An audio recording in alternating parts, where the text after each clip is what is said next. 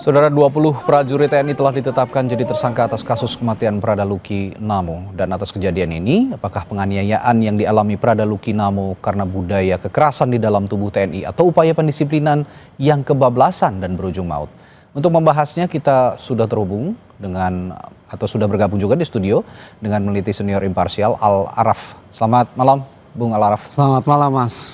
Sejauh ini saya tanya dulu bagaimana respons Anda, respons dari imparsial juga soal penetapan 20 tersangka yang sudah diumumkan oleh Pangdam 9 Doyana tadi. Ya, saya pertama ingin mengucapkan duka cita ya pada keluarga korban karena ini sesuatu yang sangat memprihatinkan. Ya. Yang kedua, penetapan 20 ini tentu suatu hal yang baik, tetapi harus ditindaklanjuti dalam proses yang transparan dan akuntabel. Ya. Karena proses ini kan berjalan di dalam internal tubuh TNI sehingga proses-proses investigasinya kecenderungannya sulit untuk mendapatkan transparansi dan akuntabilitas. Karena itu dalam proses penyelidikan ini tidak cukup hanya melibatkan institusi TNI. Peran Komisi 1 sebagai lembaga yang mengawasi pertahanan menjadi penting untuk turun langsung ke lapangan melihat proses hukum yang berjalan itu berjalan dengan baik atau tidak gitu. Yang kedua adalah lembaga-lembaga independen seperti Komnas HAM juga bisa mengecek tentang persoalan ini. Tapi persoalan ini tidak hanya terjadi di Kupang, sebelumnya di tahun 2023, 2021 juga terjadi kekerasan oleh senior yang mengakibatkan kematian juniornya. Dalam konteks itu, ini alarm di dalam organisasi TNI bahwa ada persoalan di dalam organisasi TNI yang seringkali mengakibatkan terjadinya kekerasan, kematian kepada mereka seperti yang dianggap juniornya ini. Ini masalah serius. Prajurit TNI dididik dan dilatih untuk persiapkan perang dalam menghadapi musuh dari luar dan kemudian penggunaan kekerasan hanya ditujukan untuk itu, bukan kepada juniornya ataupun kepada sesama anggota TNI, apalagi sama warga sipil, kepada warga sipil gitu. Ya, yang bertambah membuat kita miris begitu, Bung Al-Araf. Ya, dari 20 tersangka, ini konon ada satu perwira yang juga ditetapkan sebagai tersangka. Apakah ini juga menandakan bahwa selama ini atau peristiwa yang terjadi di Kupang setidaknya ini sudah menunjukkan bahwa ada kejahatan ataupun tindakan kekerasan yang terstruktur dari pimpinannya, dari atasnya? Ada 4 faktor paling tidak yang kita bisa lihat dari persoalan kasus-kasus seperti ini. Yang pertama ada soal culture ya.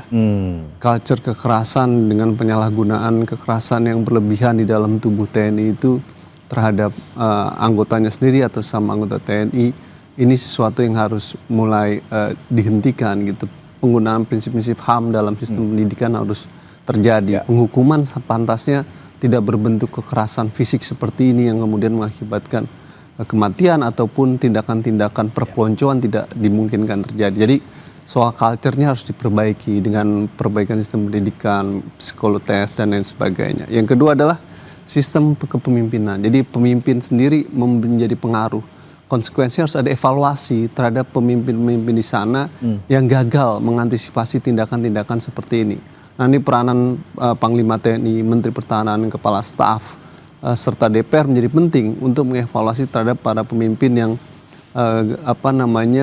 tidak mengayomi dan melindungi anggotanya sendiri gitu. Kalau kata Presiden Prabowo kemarin katanya nggak boleh kejam gitu kan. Itu juga menarik. Terus kemudian harus melindungi gitu. Nah, ini harusnya pernyataan Presiden itu harus dijawab di dalam internal TNI dengan cara mengecek semua kepemimpinan di sana dalam kasus tersebut sampai level apa mereka yang terlibat dalam peristiwa tersebut. Artinya Anda juga melihat soal pemimpin itu penting gitu. Ini sudah menjadi perhatian Presiden dengan pernyataan bahwa kemarin Presiden mengatakan tolong melihat pimpinan TNI ini melihat ataupun menganggap mereka sebagai anak kandung sendiri begitu kira-kira. Ini apakah pertanda juga bahwa Presiden saja sudah menyadari bahwa kekerasan di dalam tubuh TNI ini jangan sampai terjadi lagi. Tapi jangan dijawab dulu. Saat lagi di Sapa Indonesia Malam, tetaplah bersama kami. Sebelum kami lanjutkan perbincangan, saya bacakan pernyataan dari Kepala Dinas Penerangan TNI AD Brigjen TNI Wahyu Yudayana yang menyatakan 20 personil TNI Angkatan Darat telah dinyatakan sebagai tersangka dalam kasus tewasnya Prada Luki Namo. Saat ini, 20 tersangka tersebut masih diperiksa untuk mengetahui peran dan keterlibatan masing-masing. Kadis Penat juga menegaskan TNI akan bersikap transparan dalam kasus ini.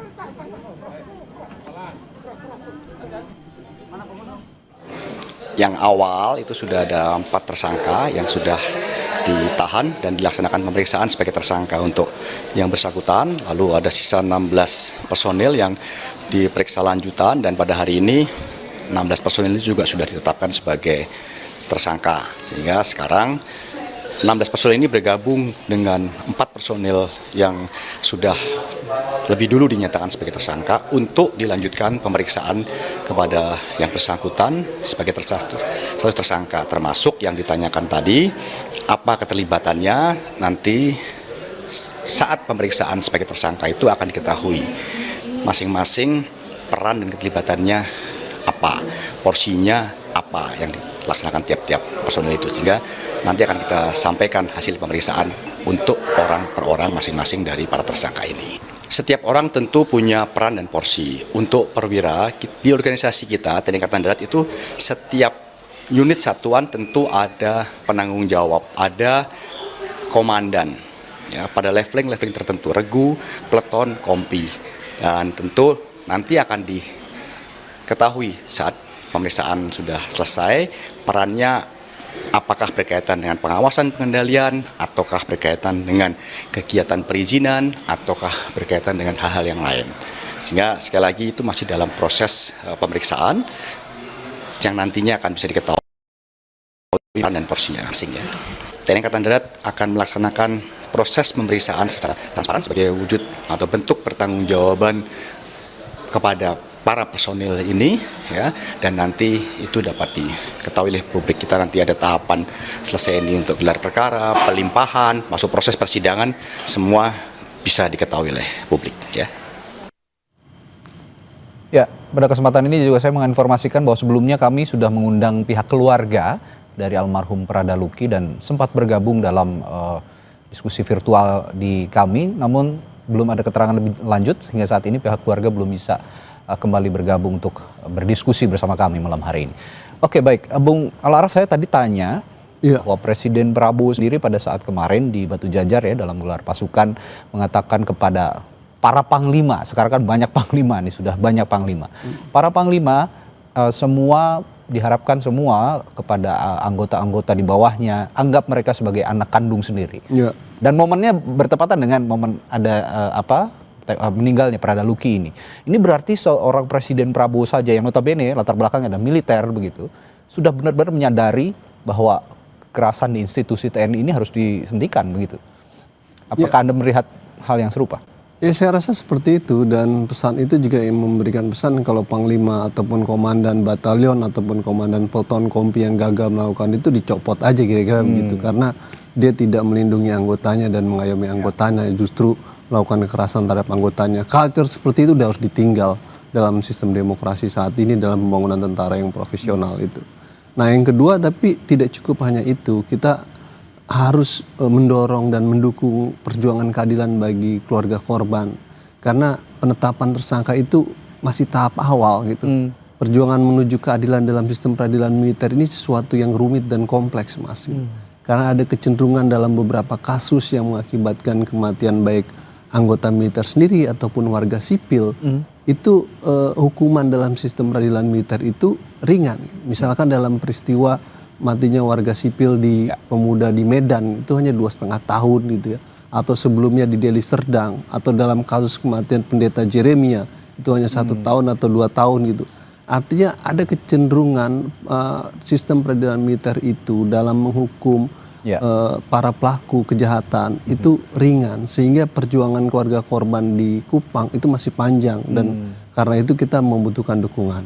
Nah, jauh lebih dari itu, peristiwa-peristiwa yang terjadi di Deli Serdang, Medan, Kupang ataupun Papua dan beberapa lainnya dalam peristiwa-peristiwa yang melibatkan anggota militer yang melakukan kekerasan, terlibat kekerasan dan kemudian dihukum dengan vonis ringan, harus menjadi pelajaran buat parlemen untuk segera melakukan reformasi peradilan militer melalui revisi Undang-Undang 3197, sehingga kasus-kasus seperti ini yang mengandung unsur tindak kejahatan umum dapat diadili dalam peradilan umum. Karena mekanisme peradilan militer itu tidak memenuhi prinsip-prinsip fair trial tuh. Ya, Tidak memenuhi prinsip yang adil dan baik. Pertanyaan saya selanjutnya ada hubungannya juga dengan trial yang akan dihadapkan, pengadilan militer terutama nanti. Nah, khususnya imparsial, terakhir saya bertanya soal ini. Apakah melihat kebutuhan intervensi eksternal seperti misalnya Komnas HAM atau pengadilan sipil untuk menjamin transparansi dalam proses ini misalnya? Ya, Komnas HAM, LPSK, lalu kemudian DPR menjadi penting untuk memastikan transparansi dan akuntabilitas. Tapi itu kan sifatnya sangat reaksioner dalam kasuistik. Yang kita harapkan dalam sistem negara hukum, agenda-agenda untuk melakukan reformasi peradilan militer itu harus segera dilakukan. Karena Undang-Undang TNI pasal 65 menyebutkan agenda itu harus segera dilakukan. Ini yang menjadi lebih penting itu. Jadi apa yang disampaikan Pak Prabowo itu baik terkait dengan pimpinan tidak kejam, tapi harusnya Pak Prabowo melanjutkan itu dengan mendorong agenda reformasi peradilan militer. Jawabannya mungkinkah itu terjadi di pemerintahan ini? Tentu kalau jadi pesan PR. Presiden clear begitu ya, tapi bagaimana Anda tadi memberikan pertanyaan apakah itu bisa terjadi di negara kita?